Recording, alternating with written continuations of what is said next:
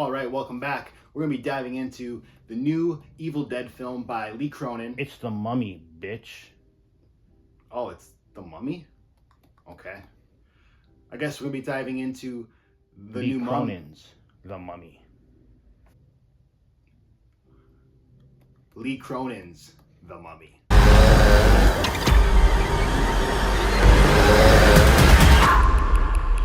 All right, so Lee Cronin's The Mummy follows the Cannon family.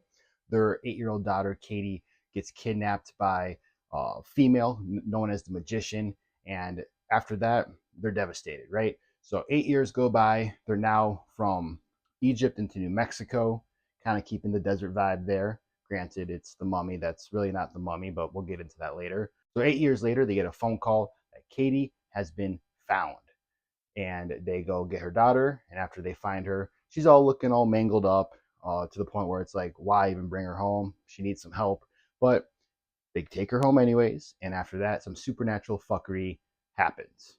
All right, so starting off with the positives of this movie, we'll just go right out and say it that this movie goes hard when it needs to, up until a certain point, but we'll get into that later. But yeah, this movie just goes absolutely hard. So a lot of the early press screenings were saying this is very gory, very gross and disgusting, feral, all these adjectives thrown about.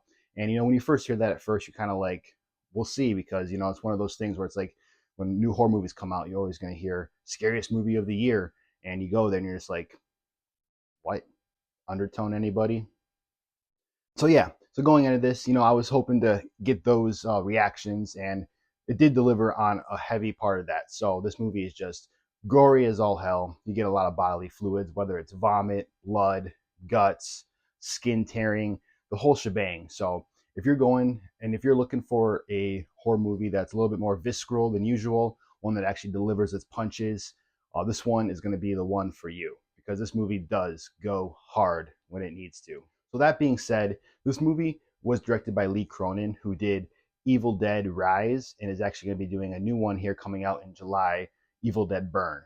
So he's known for the Evil Dead right now. He's done a few other movies in the past, which I haven't seen, and I'm not too familiar with him at all. So that being said, a lot of people were kind of like, why is this guy putting his name in front of it like John Carpenter?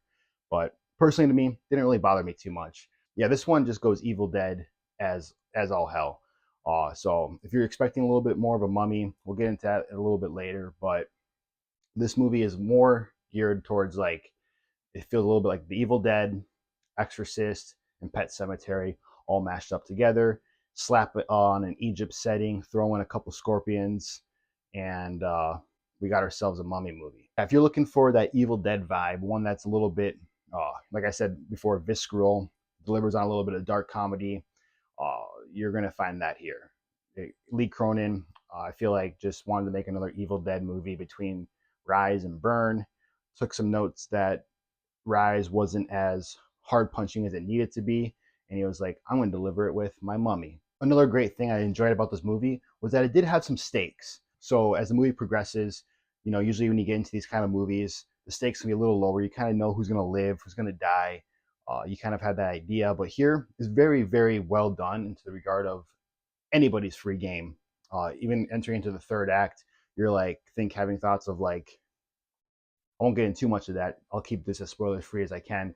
But yeah, this movie does deliver on its stakes. Nobody is safe in this movie, so that was really refreshing to have, and puts that thrill in a little bit and keeps you a little bit more invested. Another cool thing I enjoyed too was there's a slight B plot going on with the detective.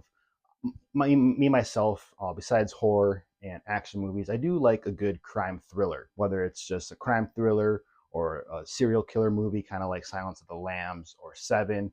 But essentially, this B plot follows a detective kind of investigating what's going on with Katie, kind of investigating some of the mummy aspects, or I should say, mummy aspects of this. So it was kind of cool seeing that plot develop.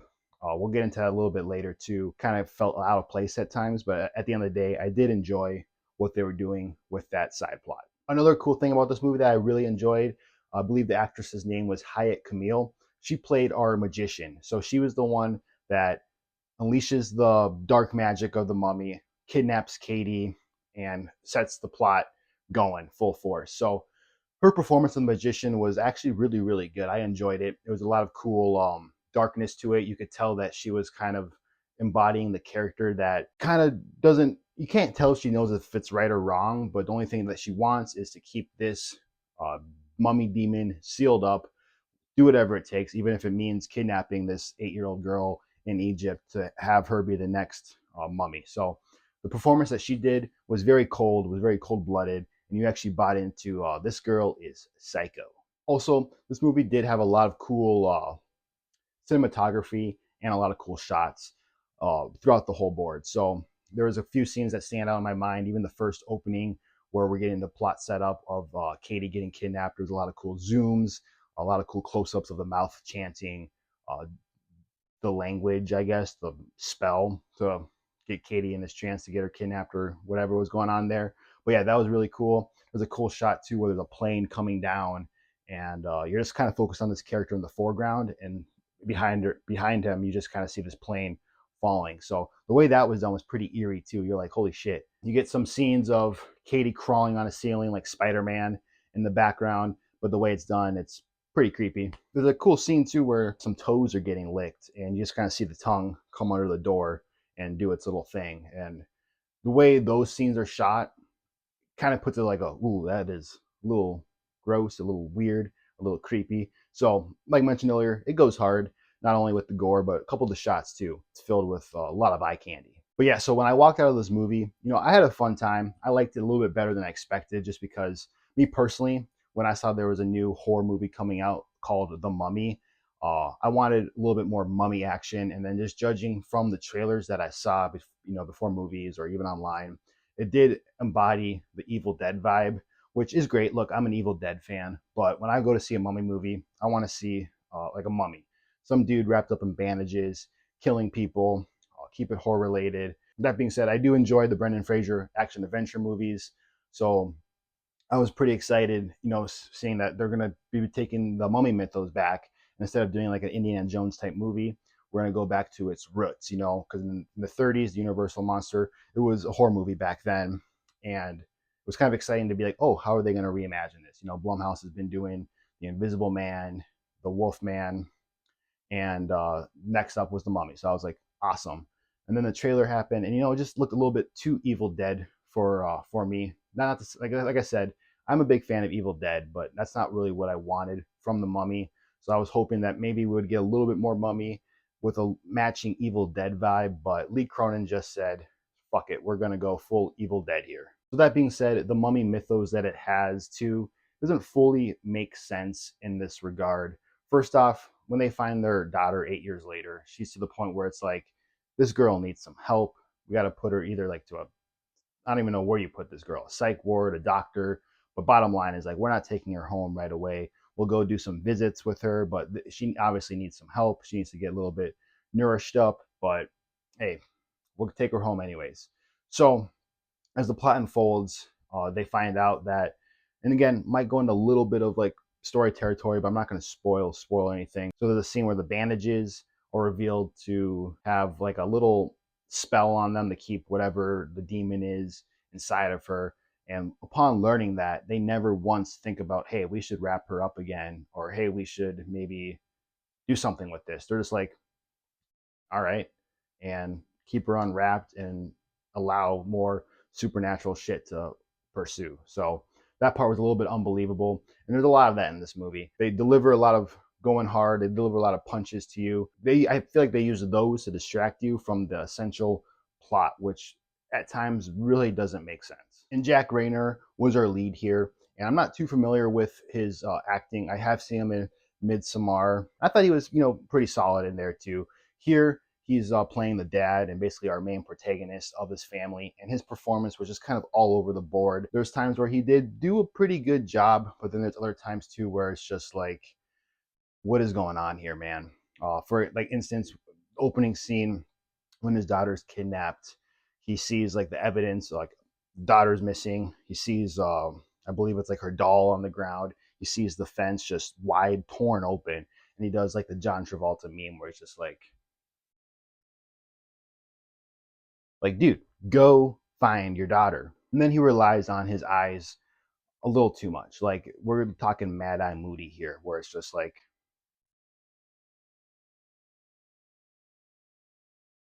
and it delivers a little bit of comedy when the scene should be like a little bit dark, intense. And then the wife, who was played by Leah Costa, I think she did a pretty good job. There wasn't anything outstanding or anything negative on her performance. It was just grieving mom doing what it takes to get her daughter back. But then again, just the whole family makes dumb decisions, and that's not on the actress, but it's just on the story. But all that aside, she did a pretty good job. And that being said, the child actors in this too, especially in that beginning too, I thought they actually did a pretty good job. Sometimes the child actors can be a little bit hit or miss, but I think across the board, there's a lot of them. There's the young ones, and then there's the ones 8 years later. So all four, I guess, Katie, son, Katie's son 8 years later, and this new daughter that pops up across the board. They're all really good child actors. So good for them. Veronica Falcon plays the grandma, and again, she did a really good job. She was like that religious grandma archetype you see in a lot of these horror films, and she really does good with what she's handled. She has a really cool set piece too. Later on in the film, actually a few of them. Going into a little bit of a spoiler territory here, so cover those ears for about 10 seconds. But when she becomes one of these deadites from Evil Dead, I think that's still her under like makeup and a little bit of CGI, but the stuff she says to Jack, she's really delivering what she means. So kudos to her. So yeah, that being said, this does deliver a fun, visceral experience. It does deliver a fun horror experience, and it does deliver on something a little bit more fresh than the horror we've seen come out the last few months and even year. It's not much. It's not a slow burn. It's not one that's like slow burn grief and one big spectacle at the end. This one just goes balls to the walls. Yeah, this is Lee Cronin at his best. So that being said, though, like mentioned earlier, it is just feels like stuff we have seen and done before without anything remotely new to it. Sure, there's a little bit of new stuff to the mummy mythos, but it's nothing exciting. It just feels like Evil Dead again. And I've said it, and I'll make sure to say it again. I am an Evil Dead fan, but it's just I wanted a little bit more mummy in this, and instead we get 8 year old, not eight. She's like, I don't even know how old she is. Probably like 13 when she's the mummy, but we get a possessed kid again. And look, we've been there, done that. And at this point in horror, when it feels like we're using possessed kids to induce scares, it really just feels like hey, we've been here, we've done that. We're gonna slap the mummy on this to make it seem fresh. At the end of the day, it just kind of feels been done before, and it's not as scary as it could be if there have been, less scary, creepy kid movies in the past. Like a cool idea would have been maybe like Jack becoming the mummy and doing some supernatural fuckery to his family and actually having a bandaged guy walk around or all that. And people could be laughing at the idea, but I think if it was done right, it could be pretty cool. But instead, like I mentioned, it's kind of like The Exorcist meets Evil Dead.